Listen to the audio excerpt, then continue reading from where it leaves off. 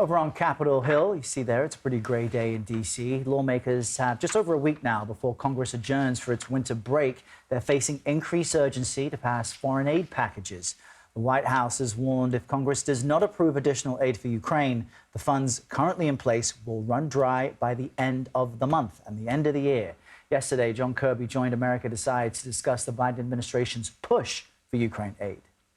We remain in close consultation with members of Congress. We've been briefing them in classified and unclassified sessions about what's going on, particularly in Ukraine, and how desperate the need is for additional support. So I want to bring in CBS News congressional correspondent Scott MacFarlane to talk more about the budget battle. Scott, what can you tell us about those discussions that Kirby was mentioning with members of Congress? And have the talks showed any sign of movement as it pertains to clearing international aid funding? Anne-Marie, this here is a mess. There is a gridlock in the U.S. Senate that was exacerbated late yesterday during a classified briefing on Ukraine and why the money is needed. Multiple senators told me there was yelling. There were several Republicans who stood up and in protest marched out and came out and told us that both sides at this point seem to be intransigent. Here's the issue. Here's the wedge issue. Republicans want to add U.S. border security legislation to any package to help fund Ukraine. And both sides are accusing the other of playing political games and being dishonest with the negotiations. Let's take a listen to one from each side, beginning with Chuck Schumer, the Senate Democratic leader.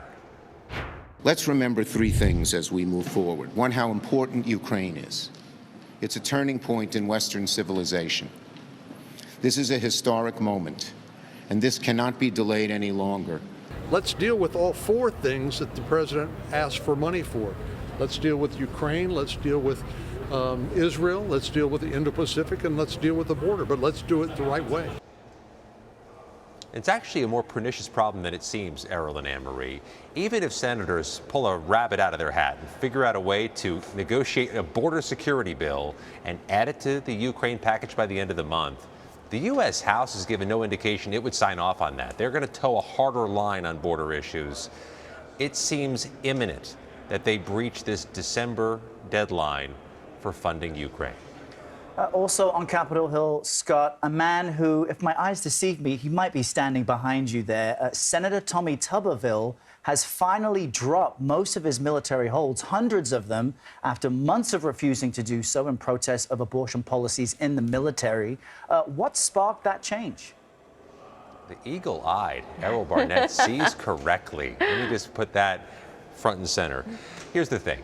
Tommy Tuberville told us late yesterday that it's over. He doesn't see a pathway to changing the Pentagon policy he's trying to change.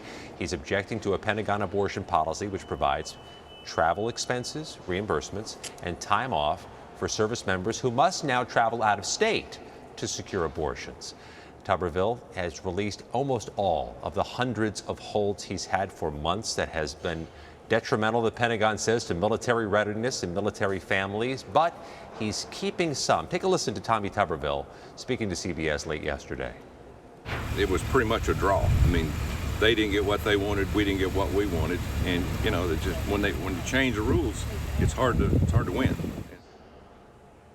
So he's got hold still on about a dozen four-star general nominations. The White House wants those confirmed as soon as possible. But Errol and Anne-Marie, there is a relief that this trauma has ended among U.S. senators. One of them told me whatever point Senator Tuberville was trying to make, he clearly has made it already. Yeah. Pretty remarkable that one man standing there held up so many promotions despite the resistance. He hasn't made a lot of friends in Congress on both sides. That's right. He'll be sending out those holiday cards. I'm sorry. Scott MacFarlane, we appreciate you. Thank you very much.